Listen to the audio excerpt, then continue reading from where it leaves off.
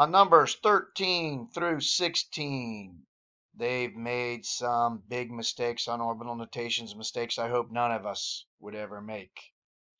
And they're asking us to select an answer which here shows which rule or principle they were breaking. A was Hund's rule, B was Aufbau, C was Pauli, and you may use answers more than once. Oh my gosh, what did they do here on letter number 13?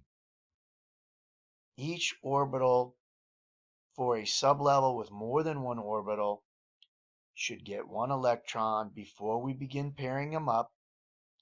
That's Hund's rule part 1 that's being broken right there, and I'm ashamed. If you think about it, it does make sense. We've got multiple orbitals, all of the same energy. This is a negative electron, this is a negative electron. Why wouldn't it repel it over? There's an open spot for it. Negative, negative repels.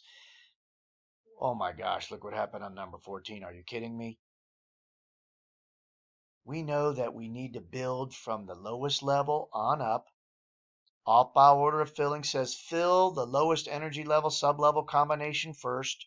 How do you know which one's low? You add the two numbers. The first number's here and the second number. We can tell what it is as well. When you're in the S, it's a 0. When you're in the P, it's a 1. When you're in the D, it's a 2. When you're in the F, it's a 3. Lowest energy level first. So this one should have 2. This one should have 2. They did not even fill this one up, and then they started filling this up, and then they filled one up out there before they finished filling this up. They're breaking Aufbau's rule there. The next one. They've got, oh my gosh, look what's happening here. They did this part correctly, then they put 2 arrows up. This one is a clockwise spin. If this arrow up means it's clockwise or a positive spin.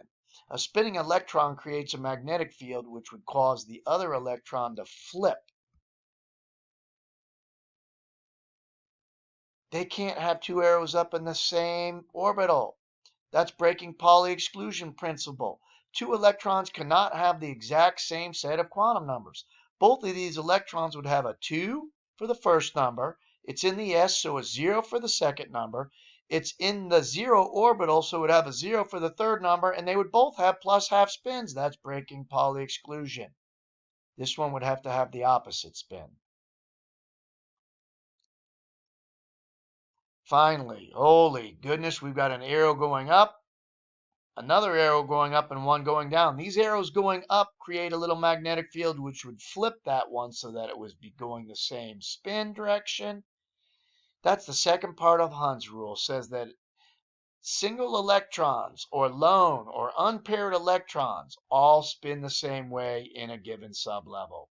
Let's not break Hund's rule. That arrow should be going the other way. Finally, we have an orbital notation here, number 18. We have an orbital notation, and they're saying it could be any of these except one of them. Which one isn't it? Well, let's first out. To find out which one it is, let's add up how many electrons there are. 2, 2, 6, 10, 12, 18, 20, 30. There's 36 electrons in here. Could that be krypton? Well, we need to look at a periodic table of elements. We need to look at a periodic table of elements. Krypton does have 36, so it definitely could be krypton. Who else could it possibly be? Could it be rubidium 1 plus? 1 plus means it lost an electron. You have more positives now than negatives. So let's take a look. Rubidium is right here. Rubidium loves to be 1 plus, as we see right here. 1 plus means it lost an electron. It would go from 36 or 37 down to 36. Yes, it could be rubidium. They would have the same number. Could it be the arsenide ion 3 minus? Could it be the arsenide ion? Arsenide loves to be 3 minus. 3 minus means you have 3 more negatives than positives.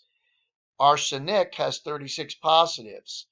So or 33 positives. So it should start with 33 negatives. If it's 3 minus, it has 3 more negatives than positives. That would take us to 34, 35, 36. That would be very possible for that orbital notation right here to be the arsenide ion.